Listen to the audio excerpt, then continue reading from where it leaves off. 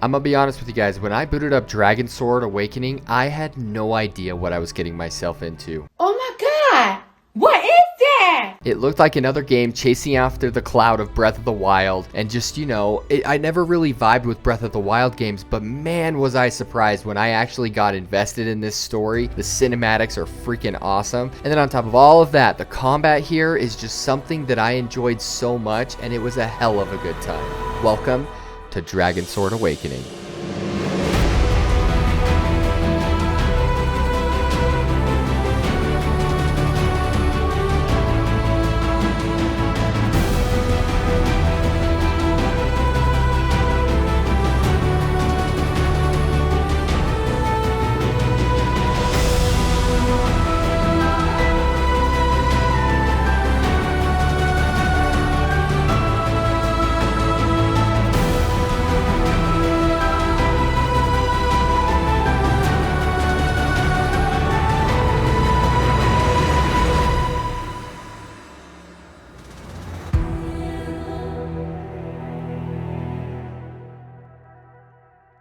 And I gotta say, guys, I was pretty damn surprised when the team at Hound 13 reached out and offered me a review code of this game. It's not like I play these types of games all the time, and so for me, I was very skeptical of this offer because one, this game looks like a gacha game, which is something that I just don't want to ever promote because I know those games are predatory. It takes all of your time and then makes you pay money in order to save that time, and I just think that that's such a messed up thing to do, and so I will never promote a gacha game. You sure about that? And now we're sitting here and you're thinking to yourself, wait, so this isn't a gacha game? Because we're here, we're talking about this game, we're getting after it. And yeah, that's what I asked Hound 13. And they confirmed to me that this is indeed not a gacha game. It was released initially in Korea as a live service gacha game, but then the Hound 13 had some issues with their publisher, and so they ended up, for the global release, turning Dragonsword Awakening into a single player buy-to-play action RPG, which means there's no banners, no pull-based gacha, no premium currency, no stamina systems. All the heroes and gear are meant to be unlocked through playing and exploration instead of all of those gacha elements. Hey!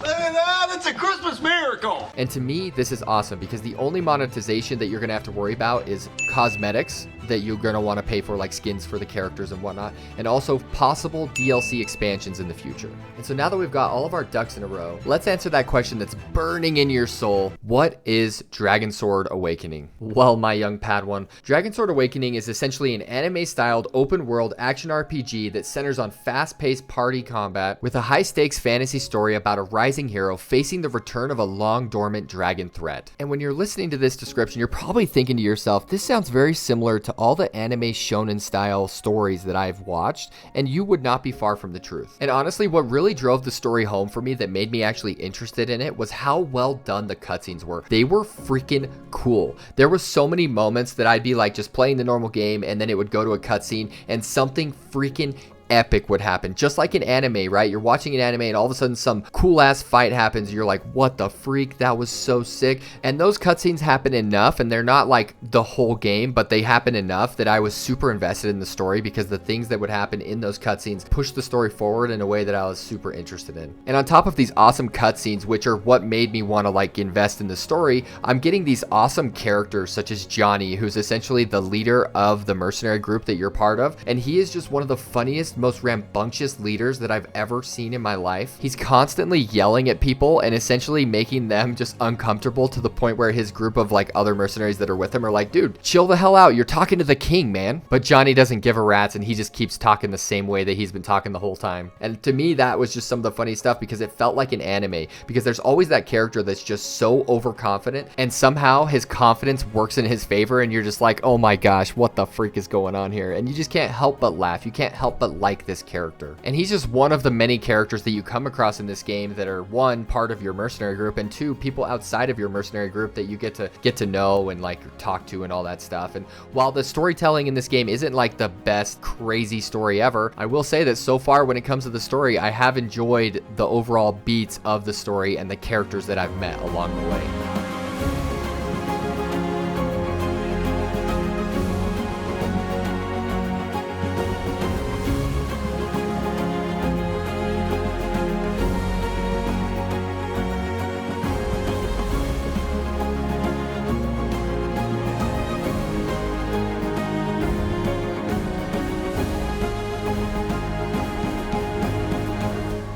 If you've made it this far in the video and you're enjoying the content, don't forget to like and subscribe to view more content just like this. Now let's get right back to it. And I'm just going to come out and say, guys, I think that the art style that they chose for this game is incredible. But I do know there are some people out there that don't like anime style cartooniness going on, and that's fine. Like, there's nothing wrong with that. But for me, I felt like this style just spoke to me because I felt like it made the characters stand out more. It made areas in the open world just look fantastic. The monsters, all the designs of the monsters, I felt like looked great. And then you get to these epic boss fights that are enhanced totally by the art style and the way that it's all drawn out, and it just looks so good.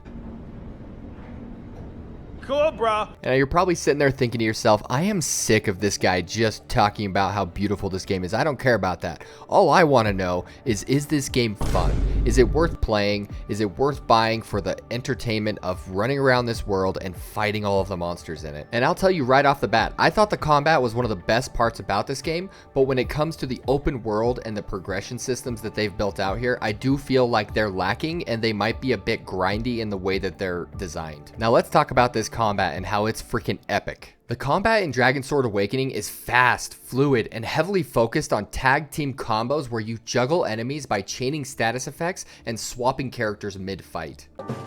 Mr. Krabs, I am so confused. And to break that down a little bit more, essentially what happens in this game is you have a team of 3 hero characters that you choose yourself out of 19 available characters that you unlock as you play the game. Every hero can inflict different effects, things like stuns, knockups, burns, and your job is to stack those on an enemy, then swap to another character to cash in with a big signal attack. And the coolest part about this system is essentially your team composition matters, because if you don't have complementary teammates that are building status effects for each other to build up those big attacks, then you're not actually going to be doing nearly as much damage as you would if you had a team composition where they complement each other. And honestly, once you get vibing with this combat and you get used to the way that it works, you are all of a sudden becoming a god on the battlefield, doing all of these epic anime cinematic stuff, and you just feel so freaking cool while you're doing it because you just get into a rhythm where you are just wrecking everything in your way. Like, there's nothing in your path that will stop you.